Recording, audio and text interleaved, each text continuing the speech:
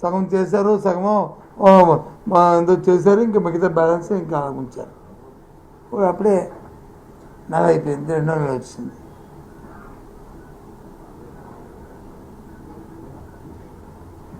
ఏ వర్గాల గురించి ఆలోచన చేయకుండా ఇదే మాట. పోనీ ఏదైనా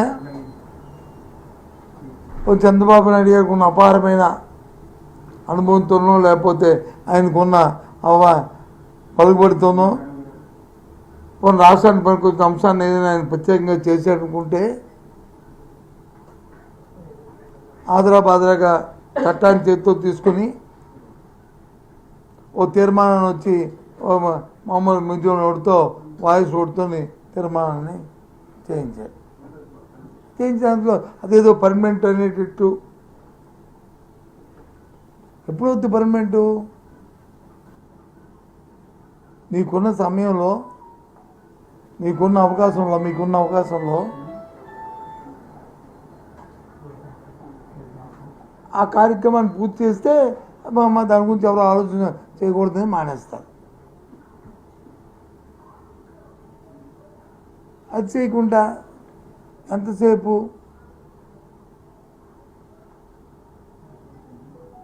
ఒకదానికొకటి మాట్లాడుకుంటే దానిలో ప్రయోజనం ఏంటి? సూటిగా చంద్రబాబు నాయుడు గారిని అడుగుతున్నాను.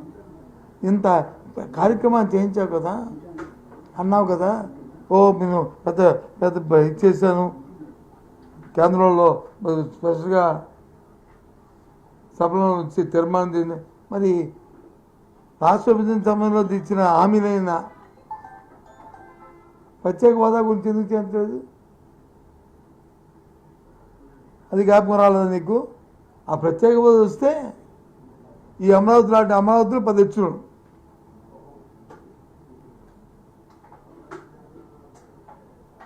బొంబాయి లాంటి సిటీలు, విశాఖపట్నం లాంటి సిటీలు 10 సిటీలు ఇక్కడ పుట్టినాం, పరిశ్రమలు వచ్చినాం. హైదరాబాద్ కంటే ఇంకా మరి ఈ ప్రాంతం ఇంకా అభివృద్ధి చెందేది. ఎందుకు చేయలేదు ఆ కార్యక్రమాన్ని? ఏమంటే అది ముగిసిన అధ్యాయం. ఎలా పోయింది ముగిసిన అధ్యాయం? ఎందుకు దాని గురించి మరి కార్యక్రమాన్ని చేయలేదు? ఆలోచన లేదా? నేను విమర్శిస్తాను కాదు, అసలు ఈ నాయకుతో ఆలోచనలు ఏమవుతున్నాయని అడుగుతున్నాను.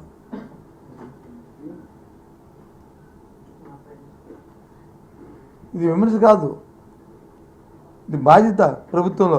ఇవాళ రాష్ట్రంలో ఎందుకు చేయలేదు? ప్రత్యేకవాదం గురించి ఎందుకు అడగలేదు? జగన్మోహన్ రెడ్డి గారు మచిలీపట్నం నుంచి గుంటూరు వరకు అభివృద్ధి చేస్తే బాగుండు అని ఆయన సూచించారు. తప్పేంటుంది? అమరావతిని ఆపిమని చెప్పాడా? ఆలోచిస్తే బాగుండు.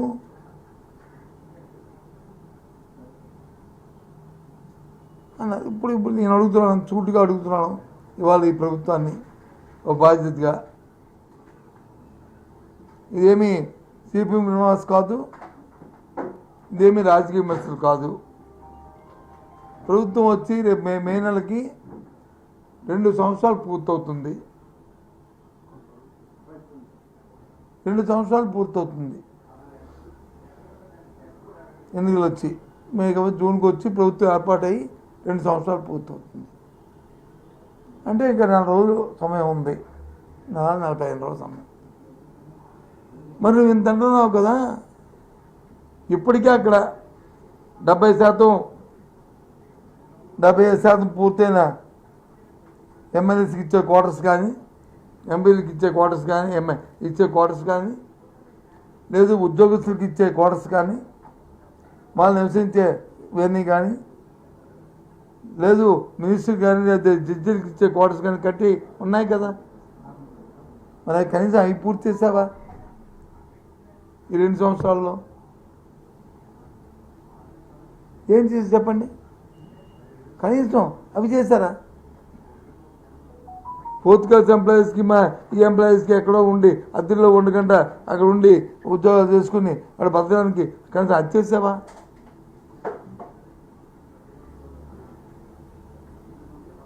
పోనీ అక్కడికి వెళ్ళాక ఆ కరకట్ట రోడ్ని ఇంటి ముందు రోజు వెళ్తావు కదా మీరు కారులో, కానీ ఆ కరకట్ట రోడ్ని స్టార్ట్ చేశారా?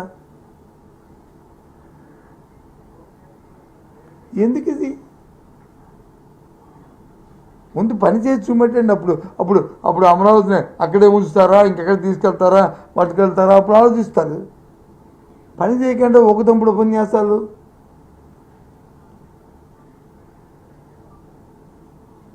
ఏమనంటే ఈ మార్గం అనేది ఏ డిస్టెన్స్లో ఉందా అది చెప్పండి. దేనికి డిస్టెన్స్లో ఉండవు, ఏమి ఊరి పేర్లు ఏమి డిస్టెన్స్లో ఉండవు.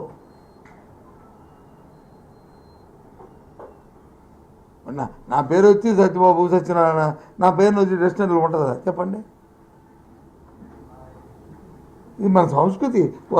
ఆ పేర్లు పెట్టి ఆ పేరుతో పిలిచి దానికి ఏదో లింక్ ఆలోచించేసి ఏమన్నా తలుచుకోనో లేకపోతే ఆ పక్కన నాన్న పెట్టుకుని పెడుతుంటారు. బొమ్మ పేరు డిస్టెన్స్ ఉందా? ఇప్పుడు ఎప్పటికి తయారవుతుంది, పూర్తి చేస్తారు మీరు ఇచ్చిన డాక్యుమెంట్ రూపాన అని అడిగితే దానికి టైం బాగుండలేదు.